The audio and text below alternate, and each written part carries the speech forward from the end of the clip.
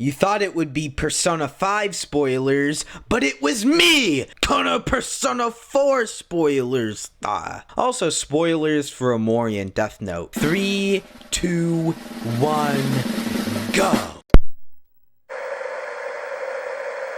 In a ton of anime, especially shonen battle anime, there is a quintessential rival character, one that is just as strong, if not a little bit stronger than the current protagonist. You know the ones I'm talking about: Vegeta, Sasuke, Bakugo, and the like. This is one of the many genre conventions of anime that has influenced RPGs. Examples of this trope being used in RPGs are Gary Oak, Hendrik, Riku. However, another trope that RPGs have inherited from anime is the ever so iconic top 10 anime betrayals, a formerly trusted character backstabbing the main cast, creating a devastating twist.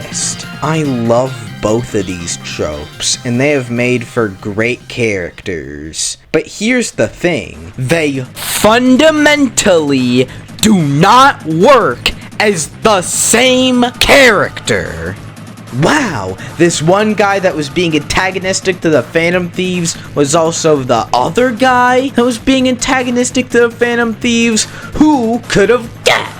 Let's begin with why Black Mask isn't a good twist. First off, it isn't one. A plot twist is when something we thought we knew about the plot is turned on its head. This is not the case with the Black Mask twist. We don't change how we view Akechi. We already see him as a threat to the Phantom Thieves. But for the one arc where it appears that he's on our side, whenever he leaves the room, your memory goes hazy, and you are shielded from seeing whatever conversation took place. I wonder what or who they could be discussing. Maybe politics. I'm betting $20 Morgana's racist as shit. They're obviously talking about Akechi. May I also mention his posing on the box art and the whole pancakes incident that sparked the fandom's least funny meme. All that makes the twist much more obvious. This leads me to my next point,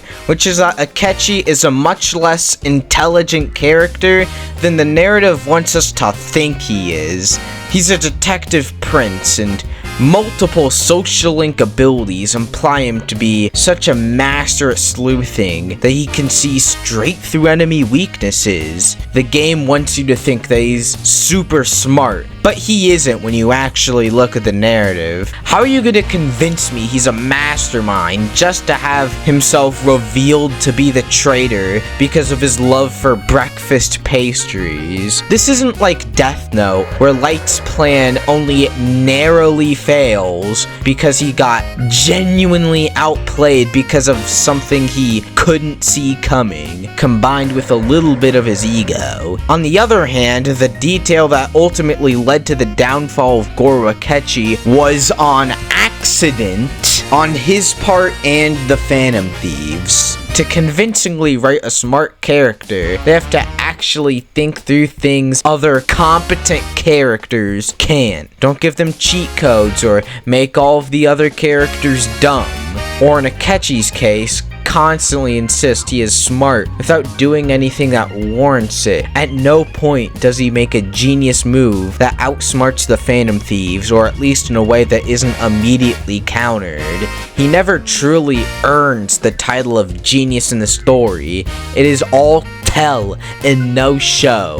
Therefore, I can't take him seriously as a detective or a mastermind, or especially a rival to the main character. So after discussing why he isn't a good detective or mastermind, I want to get to my next big point, which is that Akechi and Joker don't have an interesting rivalry. To create a truly great rivalry, the rival character must be a truly present force force, on par with the hero. As for Akechi, he just kinda shows up in aura farms sometimes. Actually, a lot of Joker and Akechi's rivalry is mainly based around aura and hype moments, as they say, such as Akechi throwing his glove at Joker and saying, "I'm going to be entirely honest with you. I hate you." But why? What is the true divide between Akechi and Joker?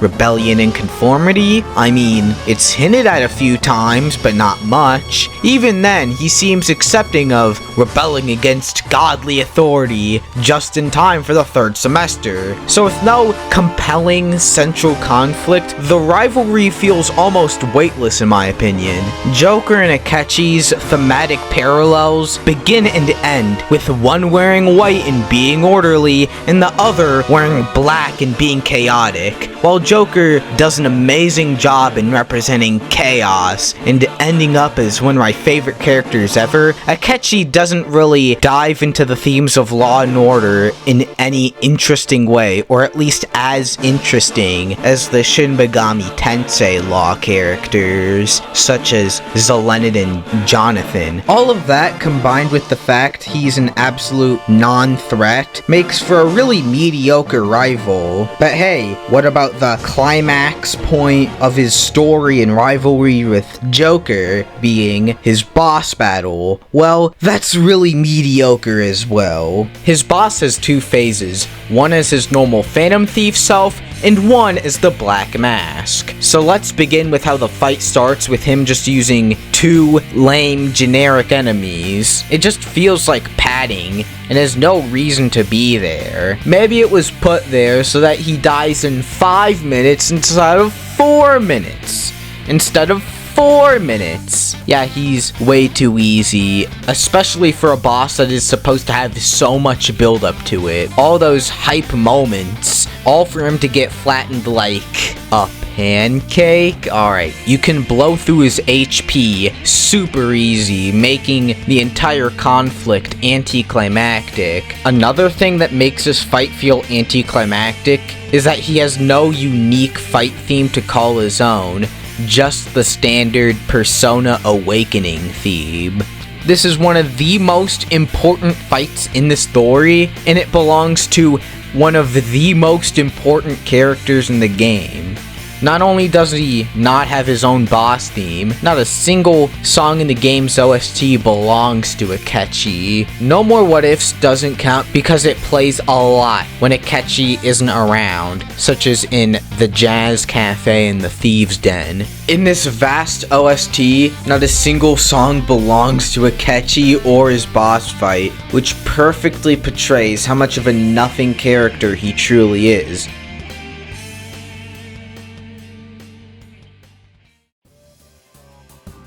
Now that I've discussed my 4 main points, I'll end this video with saying that Goro Akechi is mainly just a worse version of Toruidachi. I know many people have echoed this sentiment, but I'll dive deep into it. Comparing Akechi and Adachi is far from apples to oranges, and they are clearly inspired by each other. Their names are similar, they're both detectives that work under someone else that is instrumental to the setup of the game, and they are both twist villains that pretend to be on the protagonist's side. However, one works much better than the other. I plan to give Adachi his own video one day, but let me summarize his superiority to Goro Akechi like this. His twist is much more unexpected, as he drops much fewer and less obvious hints about him being the main villain of the game.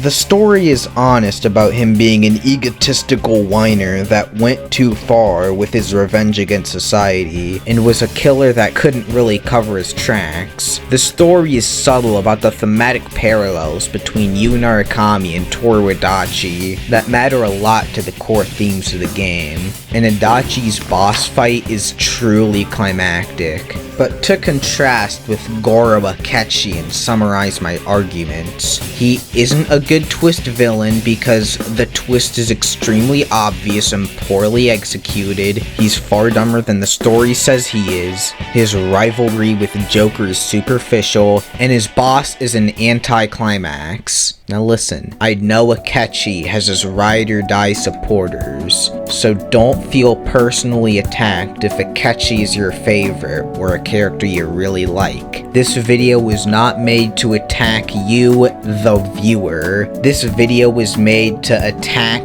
the fictional character made by guys that don't know we exist. I just really wanted to use this video to point out how overhyped I believe Akechi is compared to all the other Persona and SMT villains that I think deserve a lot of respect.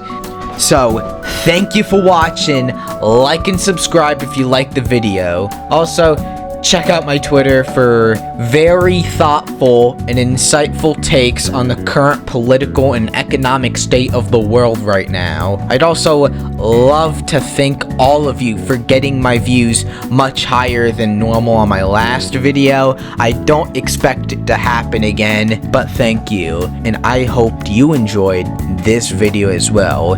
That's been all from me. I hope you have a super day.